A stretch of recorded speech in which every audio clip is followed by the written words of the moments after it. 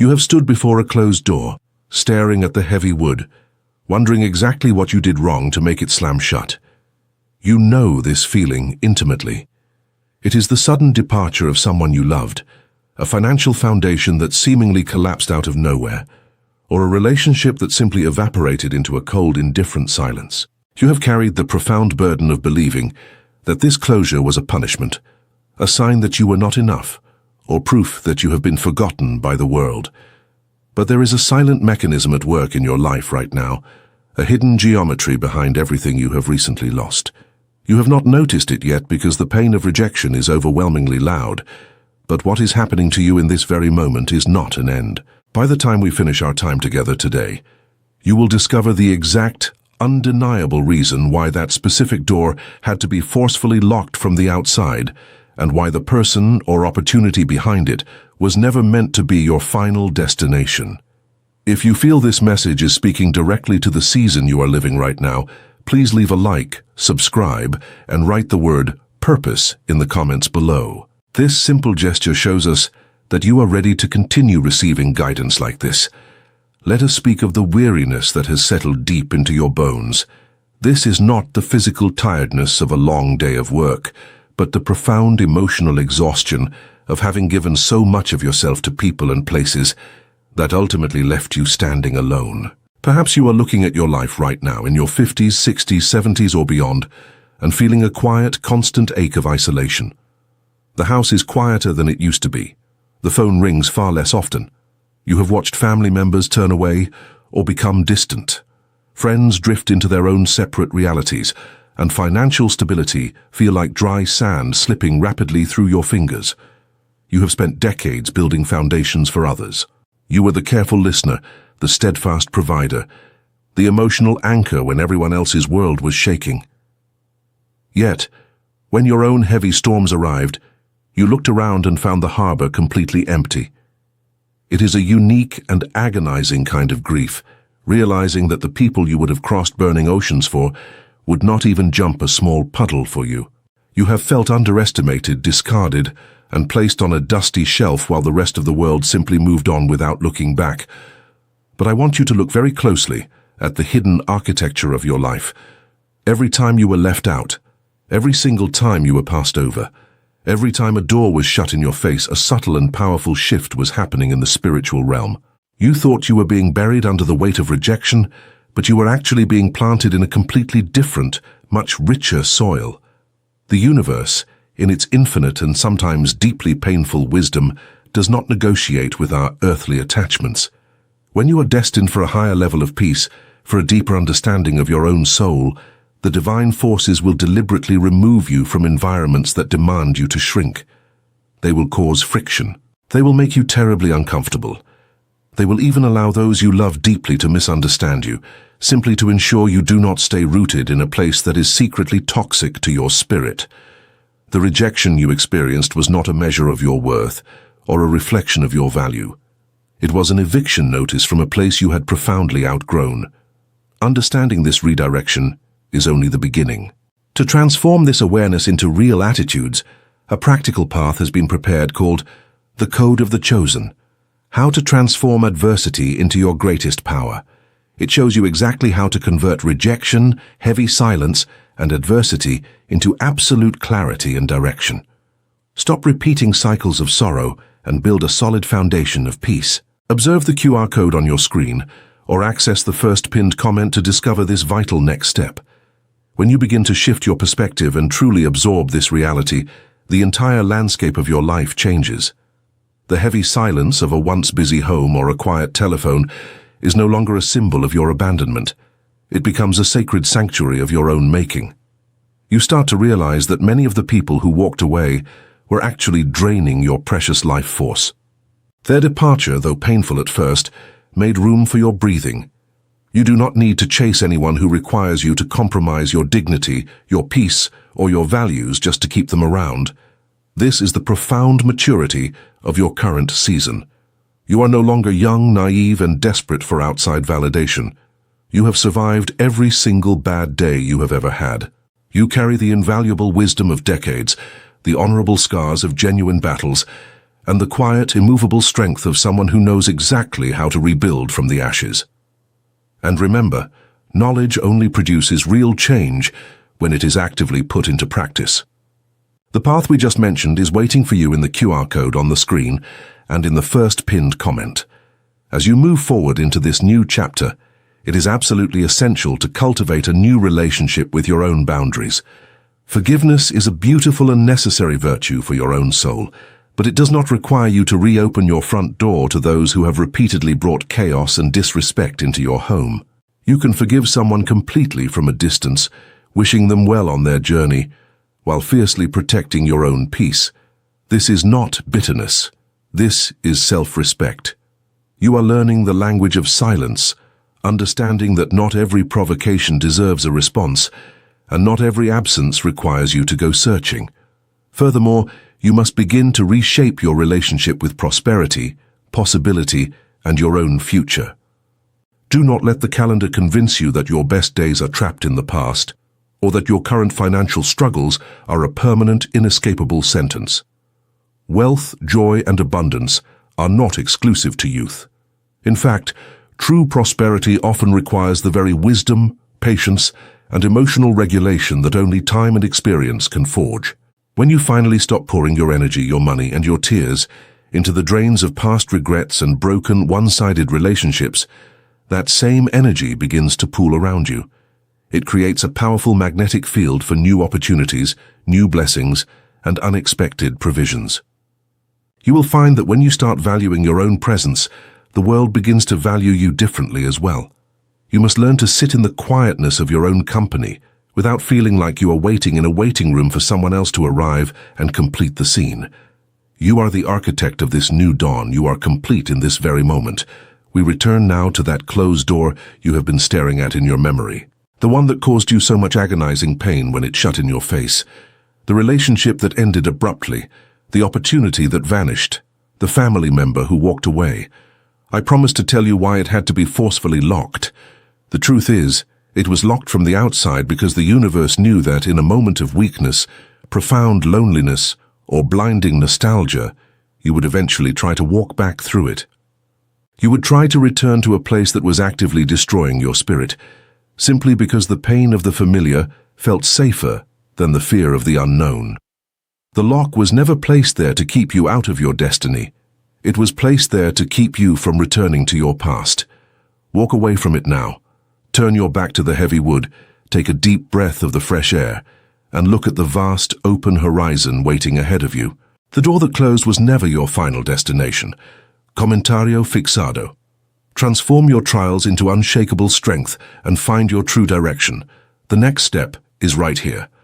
When you finally take those first courageous steps away from the closed door, something extraordinary begins to happen within the silent spaces of your life. At first, the quiet might feel heavy, almost deafening, because you are so used to the noise of constant struggle, the demands of ungrateful relationships, and the endless mental loops of trying to figure out where you failed.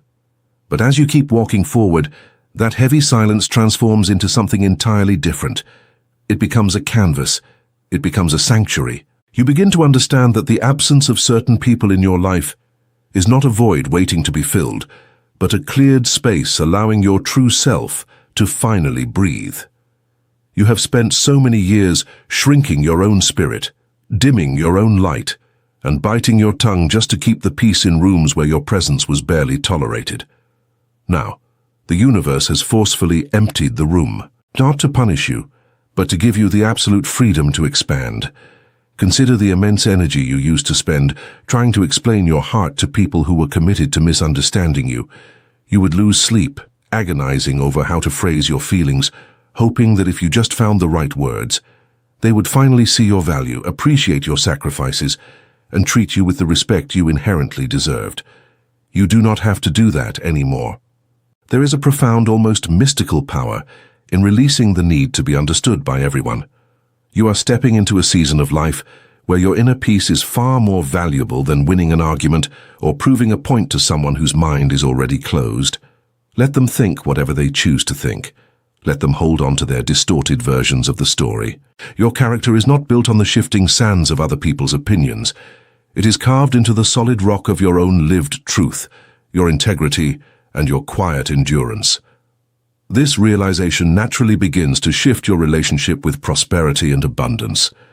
For a long time, you may have looked at your financial struggles or your physical exhaustion and believed that you were simply running out of time. Society often whispers a cruel lie to those who have crossed the threshold of 50, 60, or 70 years of age, suggesting that the era of building, growing, and experiencing deep joy has passed. But the spiritual reality is completely the opposite. You are now entering the harvest. The delays, the losses, and the financial setbacks you experienced were often the result of pouring your resources into soil that was never meant to hold your roots. You were investing your time, your money, and your love into people and situations that were a continuous drain. Now that the drain has been plugged by that closed door, your resources can finally begin to accumulate. When you stop giving your power away to those who do not value it, a new magnetic field forms around you. Opportunities that match your mature, grounded frequency will begin to gravitate toward your life. You must, however, remain disciplined in this new phase. Transformation is not a magical event that happens overnight. It is a series of small, intentional choices made in the quiet moments of your everyday life. It is choosing to drink your morning coffee in absolute gratitude, instead of rehearsing past grievances. It is choosing to look at your aging body not with a sense of loss, but with profound respect for the vessel that has carried you through decades of joy, heartbreak, illness, and recovery. Your scars, both physical and emotional, are not signs of defeat. They are the distinguished medals of a veteran who has navigated the trenches of human experience and emerged with their soul intact. As you continue on this path, you will inevitably encounter the ghosts of your past. There will be moments when loneliness tries to masquerade as nostalgia. You might feel a sudden, sharp temptation to reach out to those who abandoned you, to check on people who have shown no interest in your well-being, or to compromise your newly established boundaries just to feel a fleeting sense of connection. When that happens, I want you to remember the undeniable strength it took to survive the coldness of their departure. Forgiveness is your daily practice, freeing your heart from the heavy chains of bitterness. But forgiveness does not mean giving them a new key to your home. You can fiercely love your peace while wishing them well from a very safe distance. True spiritual maturity is knowing how to keep your heart entirely open to the divine, while keeping the doors of your personal life firmly closed to chaos, disrespect, and manipulation. Do not let anyone convince you that it is too late to rebuild. The architect of the universe does not operate on a human clock. The second half of your life is not meant to be a slow decline into the shadows. It is meant to be the masterpiece, the grand resolution where all the confusing, painful chapters suddenly make perfect sense. Every tear you shed in secret, every sacrifice that went unnoticed, and every time you were left behind was simply preparation. You were being forged in the fire of isolation so that you could learn to stand entirely on your own, supported directly by the grace that flows through you. Look ahead with a steady heart.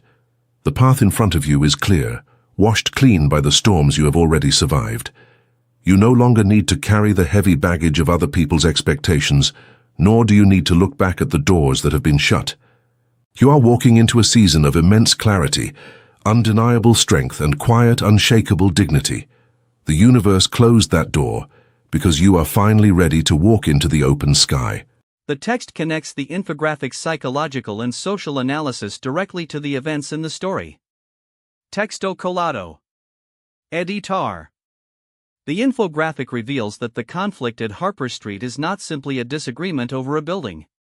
It is a story about entitlement, favoritism, manipulation, and the painful consequences of allowing family members to ignore personal boundaries. The protagonist spent 3 years restoring a neglected historic property with her own money, time, and physical labor. The building represents far more than a financial investment. It represents her independence, professional identity, and hope for the future. When she discovers that her family has changed the locks and allowed Spencer to occupy the property without permission, the violation is both practical and deeply emotional. Spencer's behavior demonstrates an entitlement mindset. He acts as though his needs automatically matter more than his sister's legal ownership and years of sacrifice. Instead of recognizing that he has entered her property without consent, he behaves as if the space already belongs to him. His confidence is strengthened by the knowledge that their parents will defend him. This family support prevents him from experiencing the natural consequences of his choices and reinforces the belief that other people should solve his problems. The parents' behavior illustrates emotional manipulation and enabling. They use the $5,000 they once gave their daughter as justification for controlling a property they do not own. What was originally presented as a gift is later transformed into a supposed ownership claim. This creates guilt and confusion because generosity is being used as a weapon. Their argument suggests that financial help gives them permanent authority over their daughter's decisions. In a healthy relationship, support does not become a hidden contract that can be used to demand obedience years later. The story also exposes a pattern of favoritism. Spencer is treated as the family member whose ambitions must be protected, even when his actions harm others. His sister is expected to be responsible, patient, and self-sacrificing because she has proven that she can survive difficulties. This creates a damaging imbalance. The more capable child is often given less protection because the family assumes that person will manage alone, while the less responsible child receives constant rescue and special treatment. The failed inspection shows how boundary violations can create consequences far beyond emotional distress. The unauthorized servers threaten the historic preservation grant, delay the opening of the business, create legal risks, and may lead to daily fines. The family's actions endanger years of work in only a few days. This is why boundaries are not acts of cruelty. They protect safety, property, financial stability, and mental health. The protagonist's emotional response includes betrayal, stress, loss of trust, and possible self-doubt. When several family members insist that an obvious violation is reasonable, a person may begin questioning whether they are overreacting. This is how manipulation can weaken confidence. The infographic emphasizes that she must separate guilt from responsibility. She is not responsible for saving Spencer's business, protecting her parents from disappointment, or sacrificing her future to preserve temporary family peace. Her healthiest response is to obtain professional legal advice, document the violations, restore control of the property, and communicate firm consequences. She may also need emotional distance from relatives who refuse to respect her autonomy. Detachment does not mean that she has stopped caring. It means that she is no longer allowing love to be used as permission for exploitation. The central lesson is that ownership is not only legal. It is personal. Her work, vision, and future belong to her. Setting boundaries may cause conflict, but avoiding boundaries would cost her identity, security, and dreams. The story shows that self-respect begins when a person stops asking permission to protect what is rightfully theirs.